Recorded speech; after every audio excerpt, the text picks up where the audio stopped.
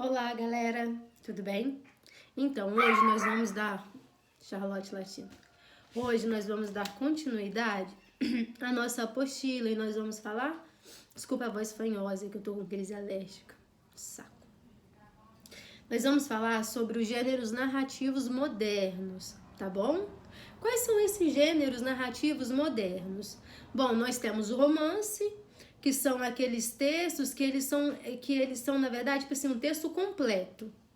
Completo no sentido de que ele tem tempo, espaço, personagens bem definidos e o caráter verossímil, ou seja, que aproxima-se da realidade. Então, isso é uma novela, tá bom? É um texto com espaço, tempo, personagens e o caráter da verossimilhança, que é aquela aproximação com a realidade, com aquilo que é real, certo? Bom, outro gênero narrativo que nós temos e que todo mundo conhece são as fábulas. São aqueles textos fictícios, aquelas invenções que ele é inverossímil, ou seja, ele não tem nenhuma preocupação com a realidade. Além de não ter nenhuma preocupação com a realidade, ele permite que o mundo das fantasias seja imerso a esse estilo narrativo. Claro que ele tem personagens também. E esses personagens podem ser os mais fantasiosos o possível. Porém, existe uma regra básica das fábulas. Obrigatoriamente, uma fábula precisa consistir em uma lição de moral. Tem que ter no final do texto um caráter reflexivo, tá bom? Evocando, convidando o leitor a pensar naquela situação.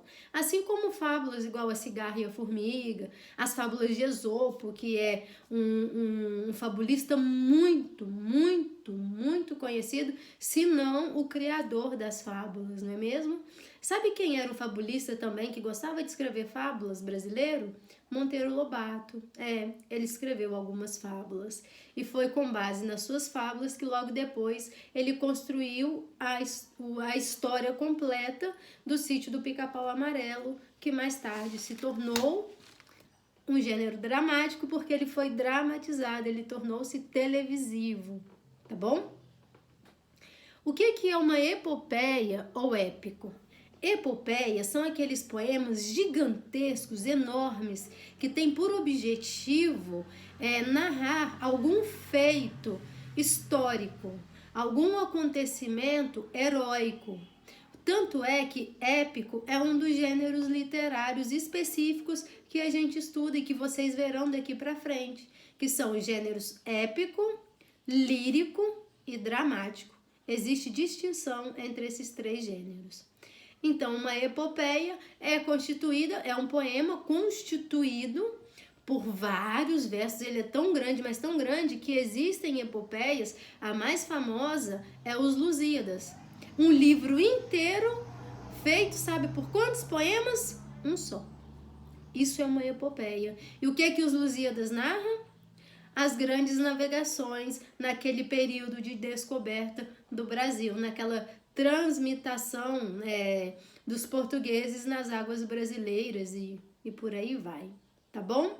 Então, epopeia são grandes poemas com base, ou texto épico, com base no heroísmo, em lutas, batalhas, guerras. Quer um exemplo? No livro A Culpa é das Estrelas, no filme, quando a Hazel Grace ela faz o discurso fúnebre, ela diz assim, falando sobre Gus, né? Ela fala, nossa história de amor é épica.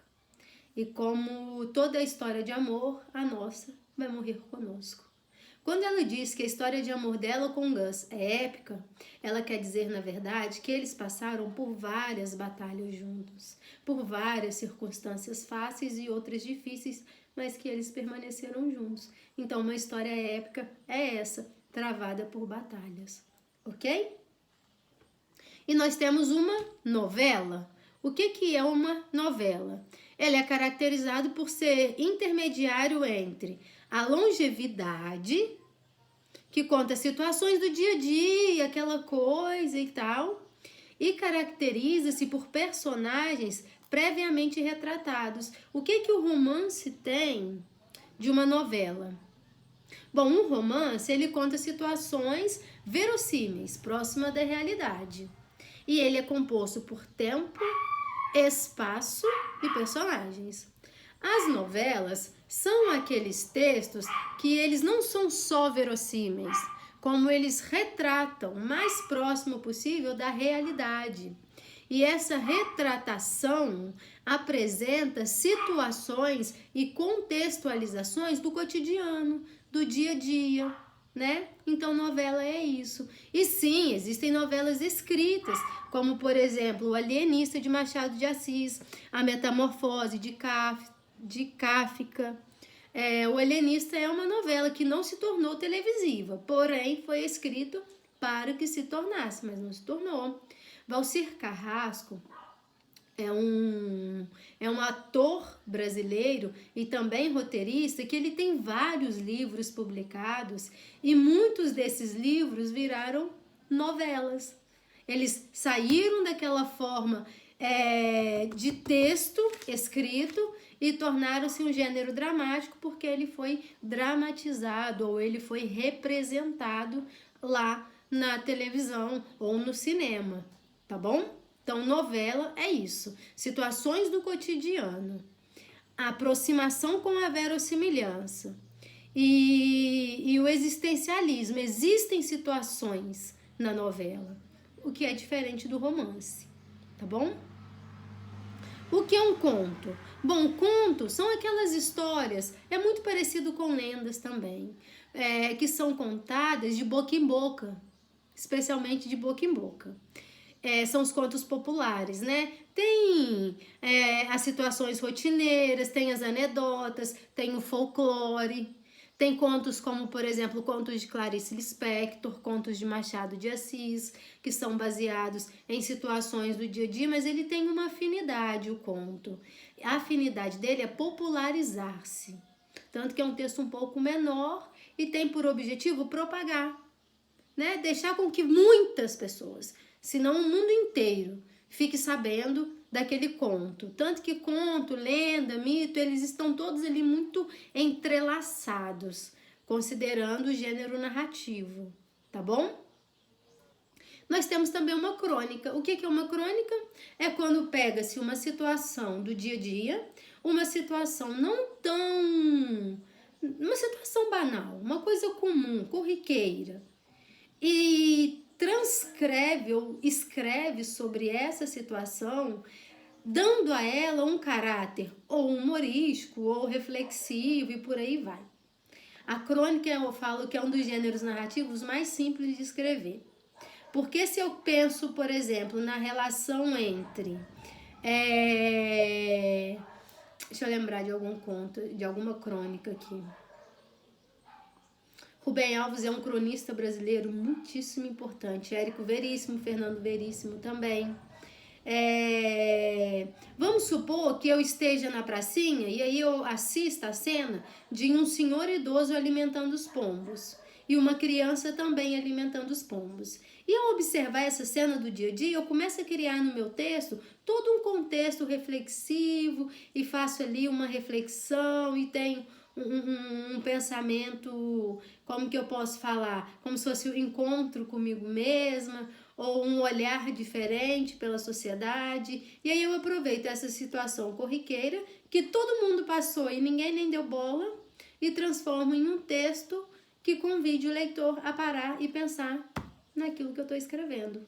Isso é uma crônica, tá bom? E nós temos a crônica, por exemplo, outra coisa que eu queria falar, ela é simples porque ela também pode ser marcada pela linguagem coloquial. Ela não tem essa preocupação exagerada com o formalismo da gramática, né? Com a língua culta. Não tem tanta preocupação assim, por isso eu chamo a crônica de um texto um pouco mais livre. Ela tem as suas características, ou ela vai fazer uma crítica, ou ela vai provocar uma reflexão, ou ela vai fazer um caráter humorístico, não importa, mas ela tem ou ela cabe a alguma significação, tá bom? e ela sempre gira em torno de fatos do dia a dia, dos mais simples possíveis, ok?